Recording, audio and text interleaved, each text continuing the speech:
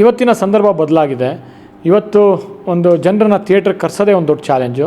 ಅಂಥ ಒಂದು ಸಂದರ್ಭದಲ್ಲಿ ಇವತ್ತು ಥಿಯೇಟ್ರಿಗೆ ಬಂದು ಜನ ನೋಡಿ ಮೆಚ್ಚಿ ಮತ್ತು ವಿಮರ್ಶಕರು ತುಂಬ ಮೆಚ್ಚಿಬಿಟ್ಟು ಇವತ್ತು 3 ಸ್ಟಾರ್ಸ್ 3.5 ಸ್ಟಾರ್ಸ್ ಕೆಲವರು 4 ಸ್ಟಾರ್ಸು ನೀಡಿದ್ದಾರೆ.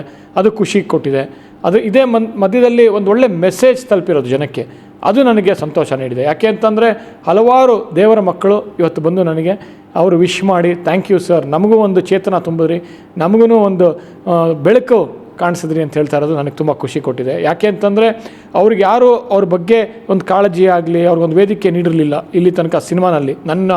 ನಾನು ನೋಡ್ದಂಗೆ ಕನ್ನಡ ಇಂಡಸ್ಟ್ರಿಯಲ್ಲಿ ಅವ್ರಿಗೆಲ್ಲ ಒಂದು ವೇದಿಕೆ ನೀಡಿ ಹಲವಾರು ಏನಂತಾರೆ ವಿಶೇಷ ಚೇತನ ಮಕ್ಕಳಿಗೆ ಒಂದು ವೇದಿಕೆ ನೀಡಿ ಅವ್ರ ಕೈಯಲ್ಲಿ ಆ್ಯಕ್ಟ್ ಮಾಡಿಸಿ ಅವ್ರ ಕೈಯಲ್ಲೇ ಒಂದು ಮೆಸೇಜು ಕೊಟ್ಟಿರೋದು ನನಗೆ ತುಂಬ ಖುಷಿ ಕೊಟ್ಟಿದೆ. ಮತ್ತು ವಿಶೇಷವಾಗಿ ನನ್ನ ಮಗನ ಬಗ್ಗೆ ಮಾತಾಡ್ತಾ ಇರೋದು ಜನ. ಇವತ್ತು ಹಲವಾರು ನಿರ್ಮಾಪಕರು ಫೋನ್ ಮಾಡಿದರು, ಸ್ಟಾರ್ ಇಸ್ ಬಾರ್ನ್ ಅಂತ ಹೇಳಿದ್ರು. ಅವನ ನೃತ್ಯದ ಬಗ್ಗೆ, ಡ್ಯಾನ್ಸ್ ಬಗ್ಗೆ, ಅವನ ಫೈಟ್ ಬಗ್ಗೆ, ಅವನ ನಟನೆಯ ಬಗ್ಗೆ ತುಂಬ ಮೆಚ್ಚುಗೆ ಮಾತುಗಳಾಗ್ತಾಯಿದೆ. ವಿಮರ್ಶಕರೂ ಅಷ್ಟೇ ಹಲವಾರು ರೀತಿಯಲ್ಲಿ ಅಪ್ರಿಸಿಯೇಷನ್ ನೀಡಿದ್ದಾರೆ ಸಮರ್ಜಿತ್ ಬಗ್ಗೆ. ಸಮರ್ಜಿತ್ ಒಂದು ಯುವ ಪ್ರತಿಭೆ ಅಷ್ಟೇ ಅಲ್ಲ, ಮುಂದಿನ ಸ್ಟಾರ್, ಕನ್ನಡ ಇಂಡಸ್ಟ್ರಿಯಲ್ಲಿ ಒಬ್ಬ ದೊಡ್ಡ ನಾಯಕ ನಟನಾಗಿ ಬೆಳೀತಾನೆ ಅಂತಲೂ ಮಾತುಗಳಾಡಿದ್ದಾರೆ. ಅದು ಪತ್ರಿಕೆಗಳಲ್ಲಿ ಬಂದಿದೆ, ಟಿ ವಿಗಳಲ್ಲಿ ಬಂದಿದೆ, ಈಗ ನೋಡಿದ್ದೀರಾ.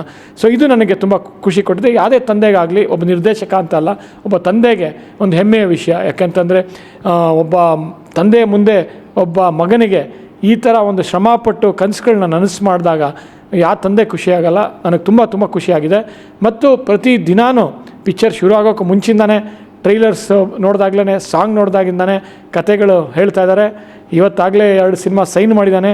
ಮತ್ತು ಬಾಂಬೆ ನಿರ್ಮಾಪಕರು, ಇನ್ನೊಬ್ಬರು ಚೆನ್ನೈ ನಿರ್ಮಾಪಕರು ಬಂದು ಈಗ ಕನ್ನಡ ಪಿಕ್ಚರ್ ಮಾಡಬೇಕು ಅಂತ ಬಂದು ಸೈನ್ ಮಾಡಿದ್ದಾರೆ. ಅದು ಖುಷಿ ಆಗ್ತಾಯಿದೆ. ಇಲ್ಲಿನ ಕನ್ನಡ ನಿರ್ಮಾಪಕರು ಅಷ್ಟೇ ಕತೆ ಹೇಳ್ತಾ ಇದ್ದಾರೆ. ಮತ್ತು ಫೋನ್ ಮೂಲಕ, ದೂರವಾಣಿ ಮೂಲಕ ಅವರೂ ಮೆಚ್ಚುಗೆ ಮಾತನ್ನು ವ್ಯಕ್ತಪಡಿಸೋದು ಅಷ್ಟೇ ಅಲ್ಲ, ಅವಕಾಶಗಳು ನೀಡ್ತಾ ಇರೋದು ನನಗೆ ತುಂಬ ಖುಷಿ ಕೊಟ್ಟಿದೆ ನಿಜವಾಗ್ಲೂ. ಅದಾದ ನಂತರ ಇವತ್ತು ಸಿನಿಮಾ ನೋಡ್ಬಿಟ್ಟು ಆ್ಯಕ್ಟಿಂಗು ಮಾಡ್ತಾನೆ, ಡ್ಯಾನ್ಸು ಮಾಡ್ತಾನೆ ಮತ್ತು ಫೈಟು ಮಾಡ್ತಾನೆ ಅಂತ ಉಪೇಂದ್ರ ಅವರು ಯಾವಾಗ ಟ್ರೈಲರಲ್ಲಿ ಪ್ರೀ ರಿಲೀಸಲ್ಲಿ ಹೇಳಿದ್ರು, ಅದು ಜನರು ಇವತ್ತು ಪಿಕ್ಚರ್ ರಿಲೀಸ್ ಆದಮೇಲೆ ಮಾತಾಡ್ತಾರೆ.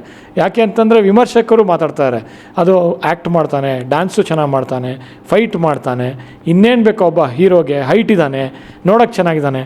ಸೊ ಇಷ್ಟೆಲ್ಲ ಮಾತಾಡೋದಾದ್ಮೇಲೆ ಅವಕಾಶಗಳು ಬರ್ತಾನೆ ಇದೆ. ಮತ್ತು ನನಗೆ ಖುಷಿ ಕೊಟ್ಟಿದೆ.